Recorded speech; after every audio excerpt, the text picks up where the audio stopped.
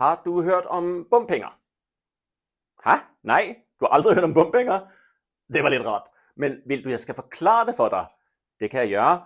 Dette er egentlig ikke så kompliceret, men det er faktisk løgn, for det er lidt kompliceret. Dette kommer vi til at bruge lidt tid på. Dette er alt du trænger at vide om bompenger. I Bergen er det mange biler, det er for mange biler, og det er ofte kø.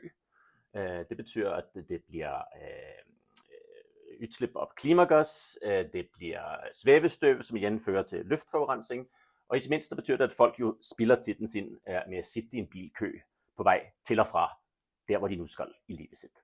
Derfor så er Bergen, regeringen og plus enige om det, vi kalder nulvækstmålet.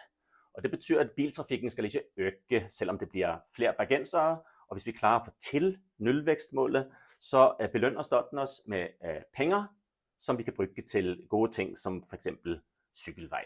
Hvis ikke vi får det til, hvis biltrafikken øger, så vil ikke staten give os de pengene. Så der får vi ikke de pengene. Og det er dumt, for vi vil jo have de pengene. Liker du penge? Det gør jeg. Jeg har lyst på penge.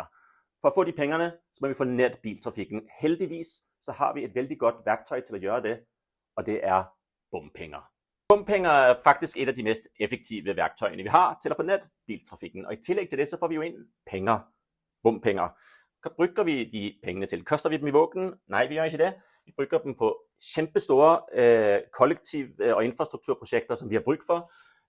Først og fremmest vil jeg sige Bybanen, men også ting som Nordhordlandstunnelen, Fløjfjeldstunnelen. Og det betyder, at hvis man er for disse tingene, hvis man vil, vi skal bygge Bybanen, så er man faktisk nødt til at være for det, som giver os penge til at gøre det, bompenger.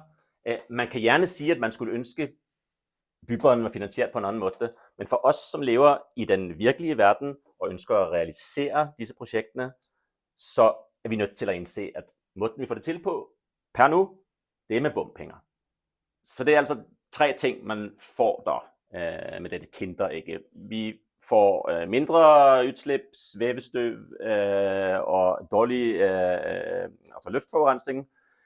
Vi får midler fra staten, hvis vi får net trafikken, og vi får ind bompenger, som vi kan bruge til disse projekterne. Men med dagens bompengeløsning, så får vi ikke det til. Hvorfor ikke? Jo, på grund af elbiler.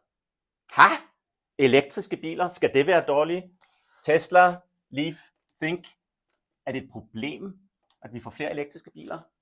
Jeg tror, det var bra. Ja, det er bra med elbiler.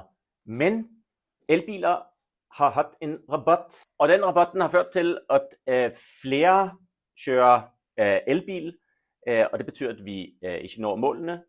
Vi får ikke net biltrafikken. Biltrafikken øger, og i tillæg til det, så får vi jo ind mindre penge, siden disse elbilerne betaler mindre end fossilbiler. I tillæg til det, så slipper jo elbiler ud lige mye svævestøv som fossilbiler, og det betyder, at de bidrager til luftforurening. Løsningen på dette er ganske enkel. Vi er nødt til at ændre rabatten på elbiler.